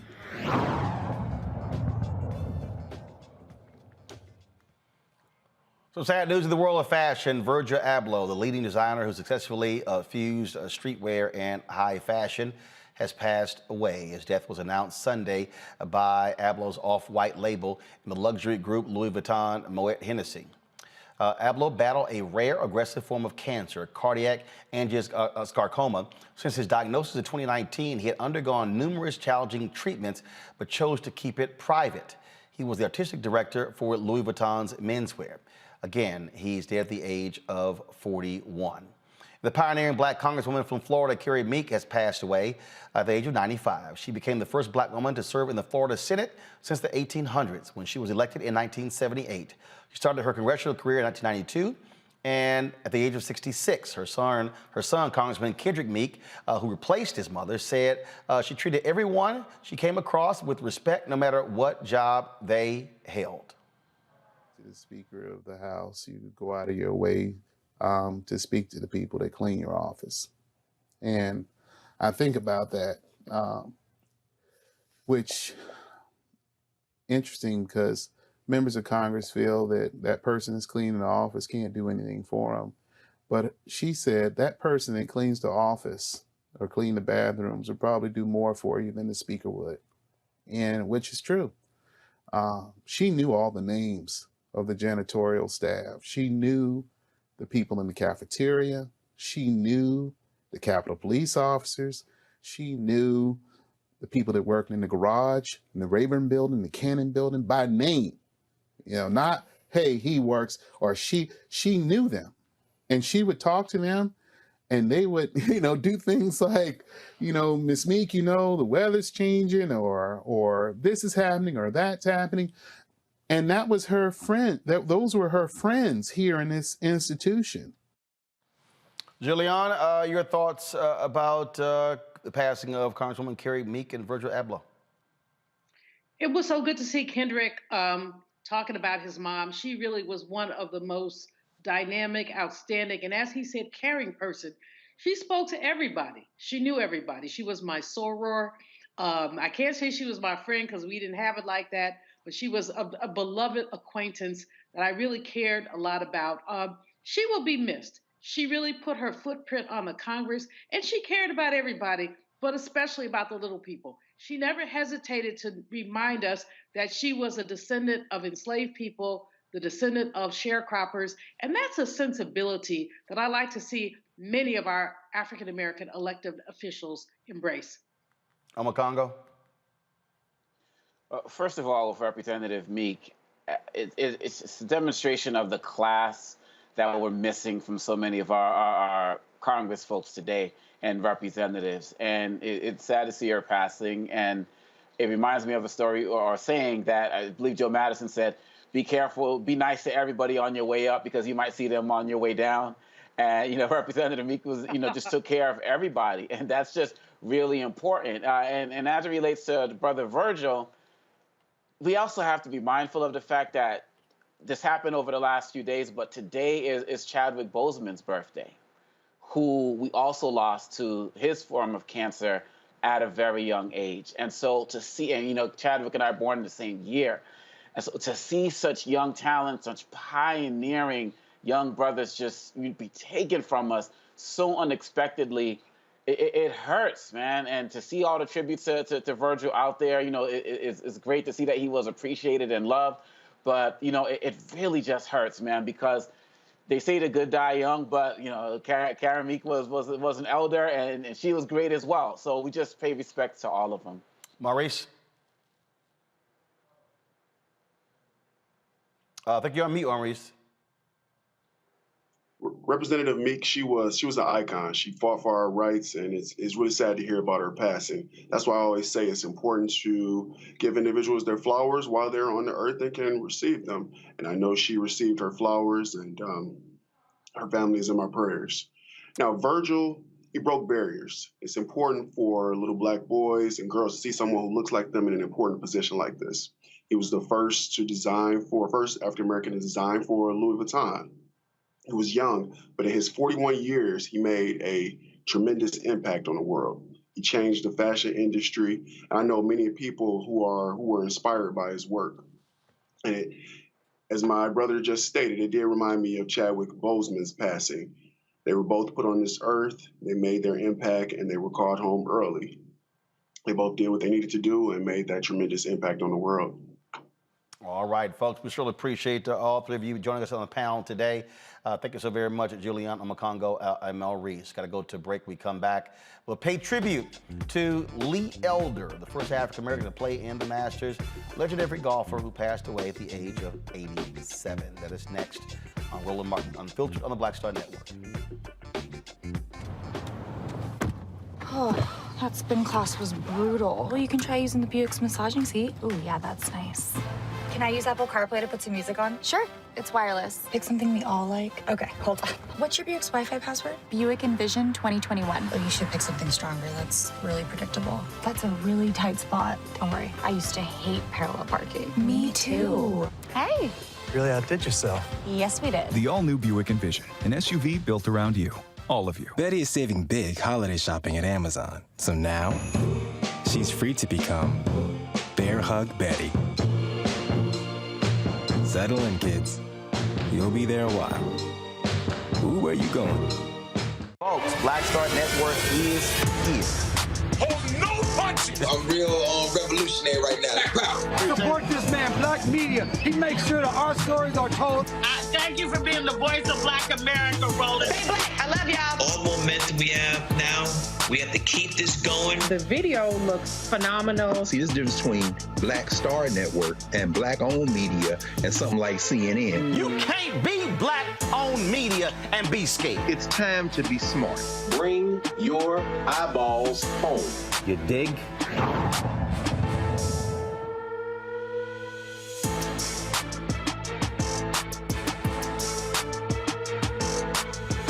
Hi, I'm Eric Nolan. I'm Shantae Moore. Hi, my name is LaToya Luckett, and you're watching Roland Martin Unfiltered.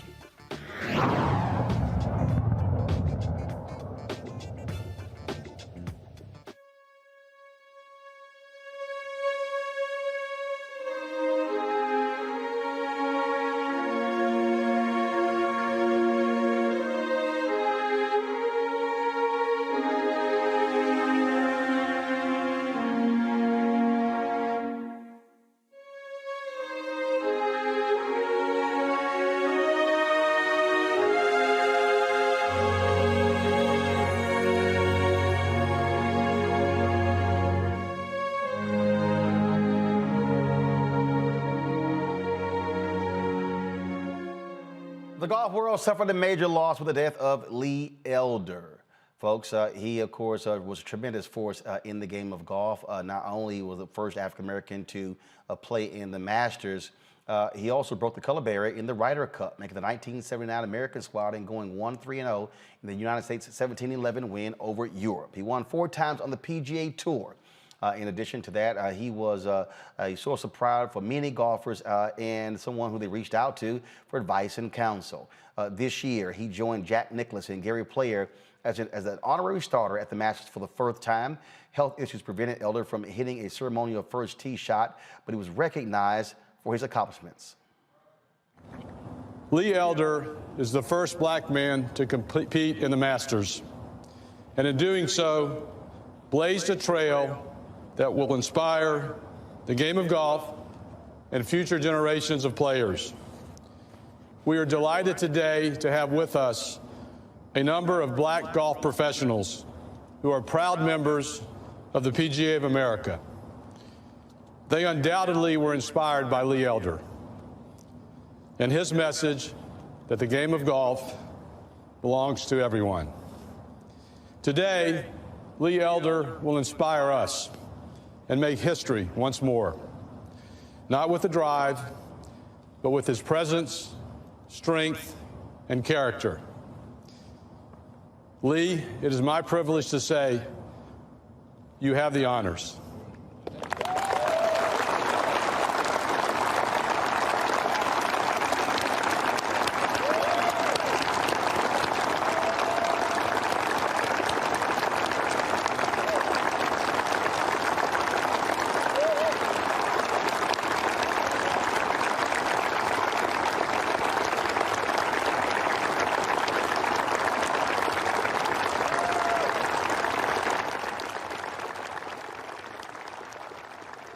And this was the tribute video posted by the PGA Tour on their social media accounts.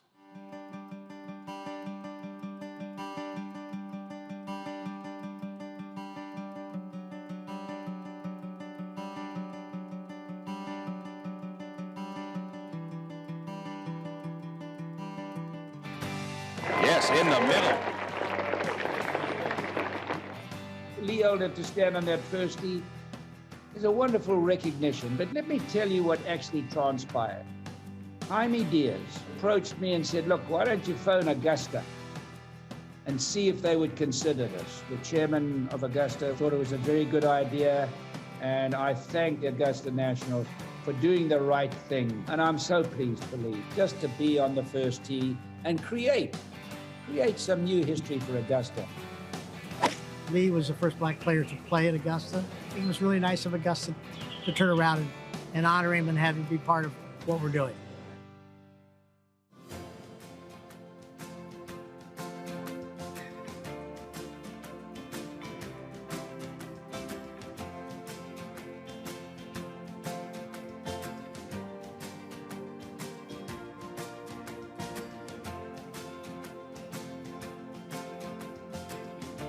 I think it sends a huge message that times are changing for black culture, African Americans, just minorities in general.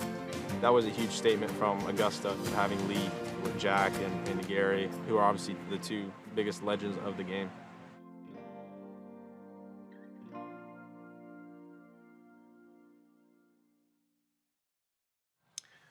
Joining me now is Jeff Champ, family friend and father of professional golfer Cameron Champ, who you saw in that video there. Renee Powell, the LPGA, PGA head golf professional at Clearview Golf Club from Canton, Ohio, as well as a journalist and fellow golfer Roy Johnson. Glad to have all 3 of you here. Renee, you get honors to share your thoughts about Lee Elder. Well, you know, I had known Lee for a long time. We first met when I was actually a teenager. Played a practice round with him in a golf tournament in Miami. We had the same year won the UGA National, and then actually went on the tours the same year back in 1967. He on the PGA Tour and me on the LPGA Tour.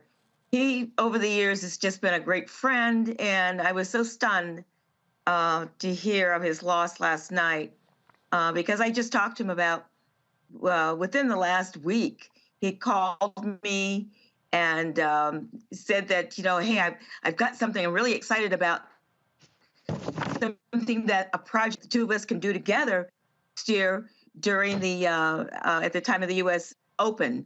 So he was looking forward to that. I was looking forward to talking to him after Thanksgiving, and things happened. But Lee was there. His attitude was always the same. He was a gracious person, and I know I was so happy to be able to be sitting on the first tee in Augusta this year when he had the honor of being one of the starters. It was something he looked forward to for a long time, and it's really sad when you lose a good friend. Jeff Champ, I had the honor of leading the Q&A between your son Cameron Champ and Lee Elder last year, March of last year, at the MAC Invitational. Lee couldn't attend in person due to COVID, also because of health reasons. We knew he had been battling some serious issues, but you often talked with him, and he often shared insights with your son Cameron, who's now on the PGA Tour. Yes, you know what? I got to meet Lee, and I got to meet him at the Masters actually. But in 2020, we invited Lee to come out to the MAC Champ Invitational to be the guest speaker, and COVID happened, and in 2021 he was actually the guest speaker because you were the MC there. But just to meet somebody like that, our family never had the opportunity to meet Charlie Sifford, Pete Brown, Calvin Pete, Ted Rhodes. And my dad passed, and I said, we have to find a way to meet Lee. And it's amazing how I just did some more homework on Lee, and Lee actually went to Manual Arts, a high school in Los Angeles where a bunch of champs went at Martin Luther King in Vermont. So he's a great man. I got to spend this summertime with him. Was at his birthday back in July. And, God bless him. And I just want to say thank you so much for paving the way to give my dad a chance to play this game. And now my son's playing this amazing game. Lee was, of course, native of Dallas, Texas. We had a great time with the Q&A, and I literally got back yesterday from New Orleans, and I was actually looking for that video. So Jeff, y'all might have to send it to me again because I wanted to re-air it. It was a great conversation, him regaling us with stories of being on the PGA Tour. Roy Johnson, you're a fellow golfer. You spent many years at Sports Illustrated, of course, talking to many athletes, and Lee Elder certainly was a groundbreaker. Roland, on days like this, it is easy to think about the unique and sort of twisted, complicated history that African Americans have had with the sport of golf. Of course, every sport refused to allow us to play for a certain period of time. But with golf, it was a little different. Certainly, they had a Caucasian-only clause on the PGA Tour up until 1961. But at the same time, they allowed us to caddy. They only allowed us to carry bags. So it was different than baseball and football, where we really weren't on the field at all. It was a tease. Golf teased us by allowing us on the field, but not allowing us to play. Of course, there's the United Golf Association, the UGA, which was a ground for the development of a lot of black golfers, including Lee Elder and others, and they were able to utilize and hone their games just as blacks were in the Negro leagues and other leagues. And so it's important for us to recognize that in this particular sport, not only were we excluded, but we were treated in a way that was really second class. And so to honor someone who was groundbreaking, who was a pioneer, who endured things similar to Jackie Robinson, similar to Hank Aaron, the hate mail, when he won his first tournament and qualified for the Masters, the leader of that tournament had to run onto the green and put his arms around him and lead him off and take him in protective care to the clubhouse for the interviews because there had been so many death threats. There were death threats in Augusta at the Masters where he had to rent 2 separate homes and move back and forth between them in order to try to elude folks who might want to do him harm. So I think it's important to recognize not just what they accomplished in being the first, but what they had to endure to get there, to be there, to just swing the club, something you and I and other golfers may take for granted these days. It was a great honor. I never was able to meet him, but I did meet Charlie Sifford and, of course, Tiger Woods. And at one point, you may remember this, Roland, I was the golf editor of Sports Illustrated. So think of that, to come from Tulsa, Oklahoma, to someday be the golf editor of Sports Illustrated at a time when golf was still having a very complicated relationship with African Americans. I started covering sports in 1978, just 4 years after Lee Elder stepped to the tee at the Masters and played those 2 rounds before not qualifying for the final weekend, but being cheered all along the way. So, as a sports writer, I honor him and give him his due for the role he played even in my journey and the journey that we all should acknowledge as we step up to the tee, as we do our jobs, as we are able to go about our lives, certainly still with challenges, but knowing that those who came before us endured a lot more. I first met Lee, Renee. It was an NAACP golf tournament around the Image Awards years ago in Los Angeles. But in 2015, my buddy Wendell Haskins, he has his original Tee Golf Classic, and he actually paired Lee with Amari Avery, a young sister who is a tremendous golfer who is headed to play golf at USC. Again, we're sorting out our video, but I found this on YouTube, and actually someone was shooting video, and I'm actually in their video while me shooting. And this was Lee, of course, teeing off on the first tee with Amari. And I actually, and it's driving me crazy because we had some video that was stolen out of a bag, and I still have some video, but I actually played that round with Amari and Lee, and it was great to be in the cart with him, his wife, us talking golf over 18 holes. You know very well what Roy was just talking about, how difficult it was for black folks beginning on the PGA and the LPGA Tour, what that life was like, what was really about. Well, you're absolutely right. And it was not easy at all.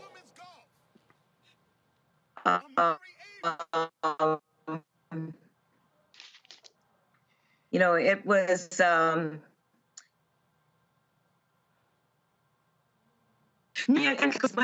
back in 1967. So while he had a challenging time on the PGA Tour, I also had a challenging time on the LPGA Tour. The big difference was, though, that the LPGA never had a Caucasian-only clause that they had to break down.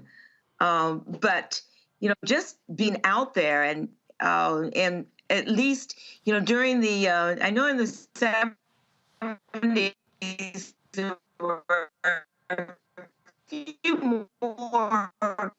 I think Renee, hold tight 1 second because we're losing your signal. 1 second, Renee, we're losing your signal. We're going to get your signal straight because it's breaking up there. So y'all let me know when we have Renee fully back. Jeff, I want to go to you. How important was it to have a Lee Elder share words of encouragement with Cameron and other black golfers, and for them to be able to talk to him and know him and his history? It was so powerful, just to see all the brown and black kids, in a room together, and to hear what Lee went through, and Lee's a character, and all the perseverance and everything that he went through, it's always going to help these young golfers. And one of the things, including Cameron, we were always the only blacks at a golf tournament. And so to hear it from Lee, and then to hear it also from us, and telling these kids, and to have that many kids at one golf tournament, 108 brown and black kids, it was just amazing, And Lee told me he was coming back again this year. He's coming back, and so God bless him. And again, I want to give my condolences to Sharon and the entire family. Do we have Renee's signal fixed? All right, Renee, go ahead. Can you hear me? Yes, we can. Go ahead. Okay. What I was saying is that, you know, we all had challenges back in those days, and certainly Lee met those challenges, and to be able to watch him come through it all, to be able to watch him at Augusta this year was absolutely wonderful.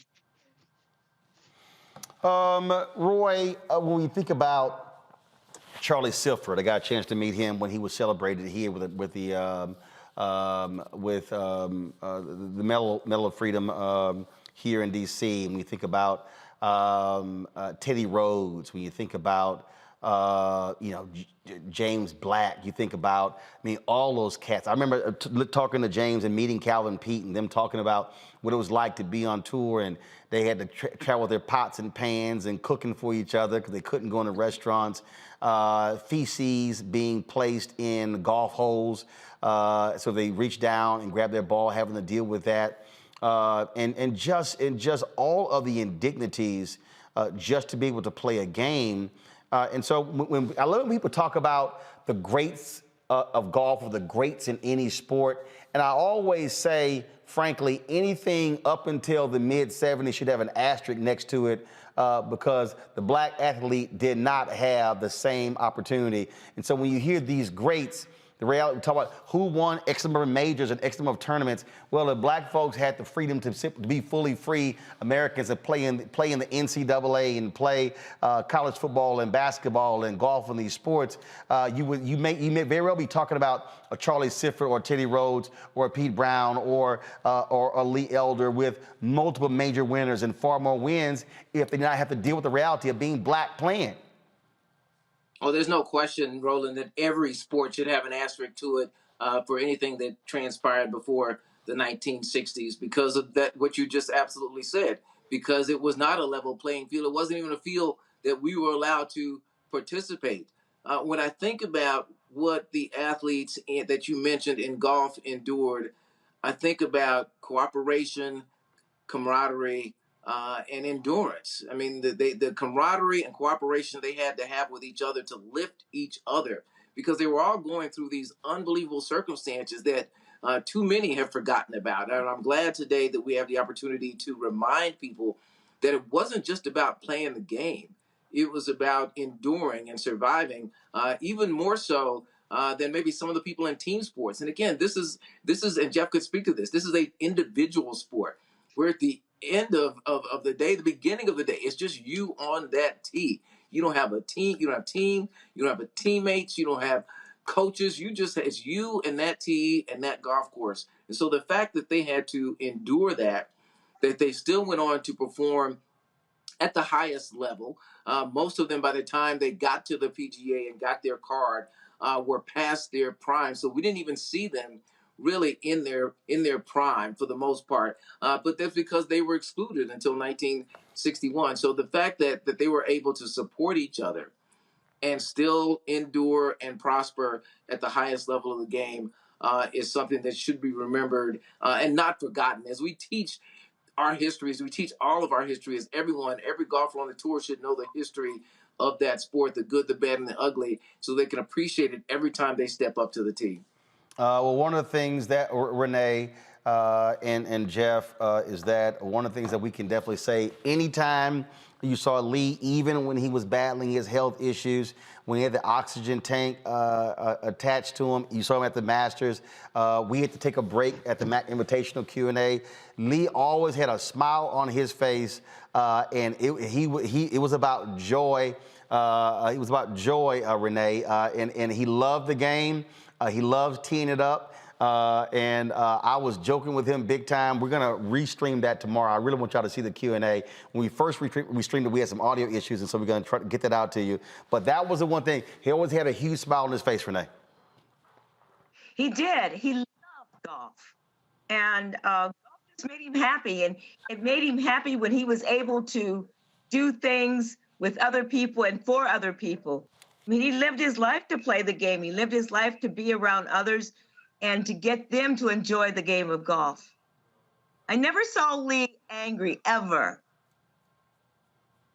Well, I tell you, Jeff. I was just thinking about we were playing the Jeffrey Osborne golf tournament, and Lee and his wife came out of the hotel, and Lee was like, he said, "Yeah, we're going to the airport. We got our time." And we were talking. I was like, "Lee, you might want to double check your flight reservation." And then he didn't realize the distance we were from the Foxwood Casino to the airport, and he was like, "Wait a minute." He said, "We gonna miss this flight." I'm like, "Lee, why don't you take my car and get to the damn airport? You gonna miss that flight." And he just cracked up laughing, and that's just good to get the kind of guy he was. Roland, if I could just weigh in on that, because that's one of the things I thought about today. Every piece of video that I saw on Lee Elder, he was filled with joy. And knowing what he endured, and yet seemingly able to release the bitterness that it's easy to retain, to forget about and put a shield up, separating him from all he endured and not embracing that. Correct me if I'm wrong, Renee. You said that he was filled with joy and enjoyed the game of golf. But man, every time we saw him and every story you hear about him, he didn't hold on to what happened to him. And some athletes do. So it pains some, it breaks some, and some it even kills. But it seems that he was somehow able to separate himself and his heart from that which he saw, that which he experienced, the negatives that he endured. And man, that's a real gift. It is. And Lee didn't have any. I mean, he always saw the bright side of things and wanted others to also see that and feel that. Well, look, we certainly appreciate everyone sharing their stories. Jeff, thanks a bunch as well. Give my best to Cameron and as he competes on the PGA Tour, continue the tradition of black excellence on the PGA Tour, and we look forward to sharing that Q&A. Y'all are going to really enjoy it. Lee had us cracking up. Telling the stories, especially one of the good stories, Renee, about how they used to go hustle golfers in certain cities for money, and they got to one place, and let's just say one guy was not happy that he got hustled by Lee and his friends, and they had to book it out of town, or they were gonna get shot by a homeboy. Y'all hear it? It was because Lee told me the story when we were playing. I was like, "Lee, you got to retell that story to all the young golfers who were here, who don't have to hustle like he and Lee Trevino did." But it was a great story, and I look forward to sharing it with our folks. Roy Johnson, Renee Powell, Jeff Champ. I certainly appreciate you. Thanks a lot. Thank you. Okay, thanks, Roland. Thank you, guys. Thank you. All right, folks. I'm going to go to a quick break. We come back. A little more of the sights and sounds of the Bayou Classic this weekend, the 40th annual Bayou Classic between Southern University and Grambling State. That's next on Roland Martin Unfiltered.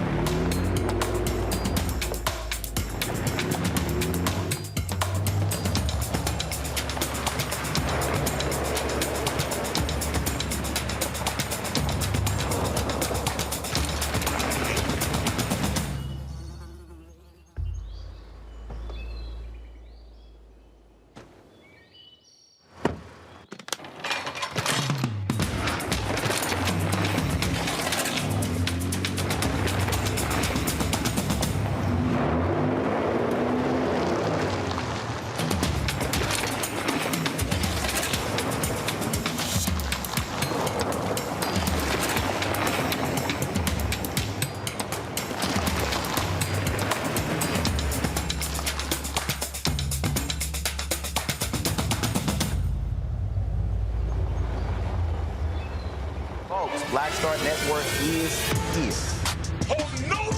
I'm real revolutionary right now. Support this man, Black media. He makes sure that our stories are told. Thank you for being the voice of Black America, Roland. Stay black. I love y'all. All momentum we have now, we have to keep this going. The video looks phenomenal. See, this difference between Black Star Network and black-owned media and something like CNN. You can't be black-owned media and be scared. It's time to be smart. Bring your eyeballs home. You dig?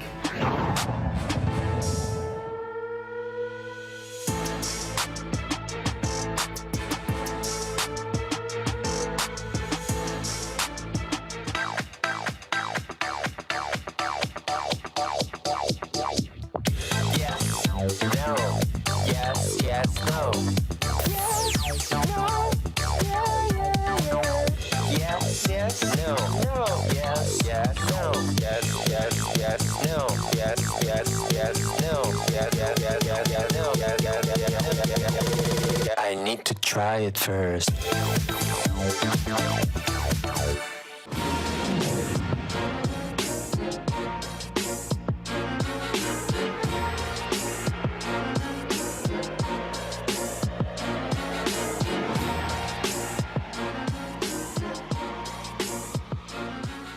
All right, folks, you see me rocking the selling shirt. They gave me the gear. The president said, make sure he gets this.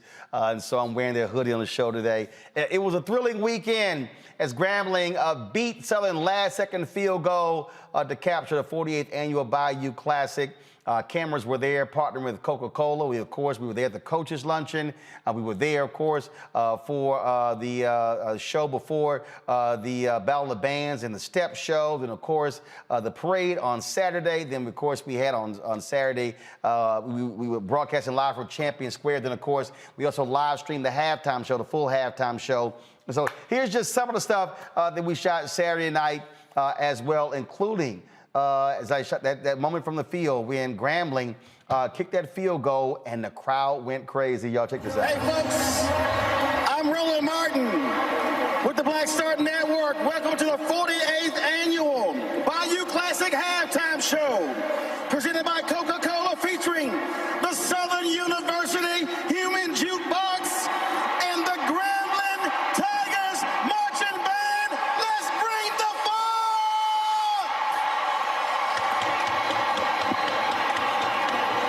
Mic check, one.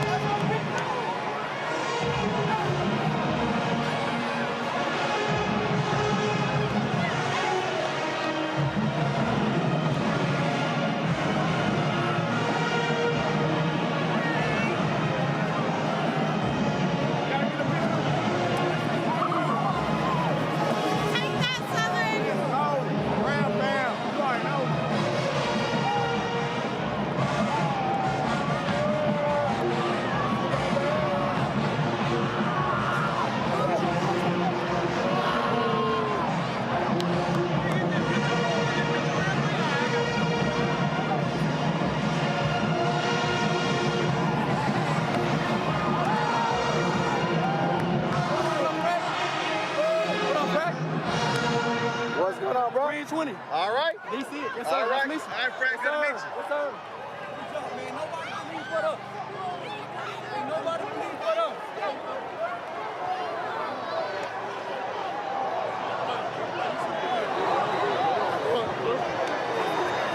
This should save my life. This should save my life. How about I never play this shit again?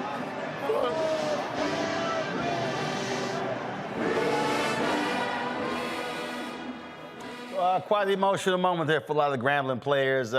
When you see the people who are crying, look, there was seniors. Same thing happened on the side of on the southern sideline. And so last game for many of those folks, last time they ever played football, last time they ever cheer, last time they ever play in the band, last time they ever be a dancer or a drum or, you know, carrying the flags. And so a great weekend on both sides, and we certainly appreciate Coca-Cola for partnering with us to bring you the 40th annual Bayou Classic. Next month, we will be in Atlanta for the Celebration Bowl, pitting the winner of the SWAC Conference as well as the MEAC Conference. Looking forward to that. We'll be there December 14th through the 19th, bringing you all the festivities from the Celebration Bowl sponsored by Coca-Cola. And so we're looking forward to that. And so thank you so very much. All right, folks, that's it for us. We will see you guys tomorrow right here on Roland Martin Unfiltered. Don't forget to download the Black Star Network app. That's how we were able to do everything. If you missed of our coverage, just simply go to the app. You can see all of the events that we actually stream. Download to your Apple iPhone, Android, Apple TV, Android TV, Roku, Amazon Fire TV, Xbox, and Smart TV. And of course, support our Bring the Funk fan club. Your dollars support what we do. Cash App, $RM Unfiltered. PayPal, R Martin Unfiltered. Venmo is RM Unfiltered. Zelle is Roland at RolandSMartin.com. All right, folks, that's it. I will see you tomorrow right here, Roland Martin Unfiltered on the Black Star Network. Yo, shout out to my niece, Lizzie. Happy birthday. Oh, hold up. Brother, I was in the airport. He watches the show. He's like, you're not going to forget? Like, bro, chill out. I'm not going to forget. And so he wanted me to give him a shout out. He is serves in the U.S. Marine Corps. And so I know I put it in our group me. So let me go ahead and pull that up so I wouldn't forget. Let's see here. If y'all see the name, y'all let me know. I posted it on yesterday. And so we were flying back. He was asking me, did I enjoy the game? And I told him I certainly enjoyed the game very much so. And so he's like, man, can I get a shout out? Can I get a shout out? Was it Sergeant Lewis with, let's see here. Did I put it in here? I know I remembered. I know y'all, I typed it in. Calm down. All right, hold on. Hold on, where did I put it? I put it over here somewhere. All right, Sergeant Lewis, U.S. Marine Corps. I told you I was gonna give you a shout out. All right, you got your shout out. All right. Told me I was gonna do it. All right, y'all, that's it. I'll see y'all right here, Roland Martin Unfiltered. Holla!